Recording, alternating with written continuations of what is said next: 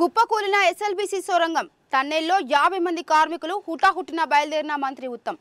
ఇక ఎడమవైపు సొరంగం 14వ కిలోమీటర్ల వద్ద ఈ ప్రమాదం జరిగింది. ఎడమవైపు సొరంగం వద్ద 4 రోజుల క్రితం మళ్లీ పనులు మొదలయ్యాయి. ఇవాళ ఉదయం పనులు జరుగుతుండగా ప్రమాదం జరిగినట్లు సమాచారం అందింది. ఇక ప్రమాద సమయంలో టన్నెల్లో 50 మంది కార్మికులు ఉన్నట్లు అంచనాలు వస్తున్నాయి. ఘటనా స్థలానికి వెళ్తున్నారు నాగర్ కర్నూలు ఎస్పీ బౌ Gaikwad. Srisailam left bank canal టన్నెల్లో ప్రమాదం జరిగింది. ఎస్ఎల్బీసీ సొరంగం కుప్పకూలింది.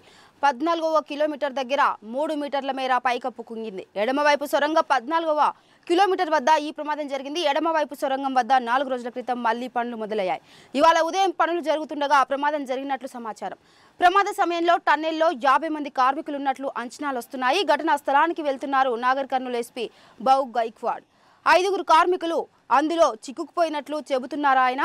వారిని రక్షించేందుకు రెస్క్యూ ఆపరేషన్ కొనసాగుతుందన్నారు. ప్రమాదంపై మంత్రి ఉత్తమ్ కుమార్ రెడ్డి ఆరా తీస్తున్నారు.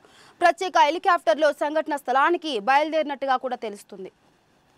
నీళ్లు లోపలికి వచ్చినట్టు సమాచారం అయితే వాస్తవంగా ఇంకా మాకు ఇన్ఫర్మేషన్ రావాల్సింది. నేను ఇప్పుడు సైట్కి పోతున్నా, పోయినా చూసినాక ఎంతమంది ఉన్నారు సరే అవన్నీ విషయాలు కూడా ఆ కాంట్రాక్టర్ వాళ్ళ మనుషులు ఉన్నారు లోపల.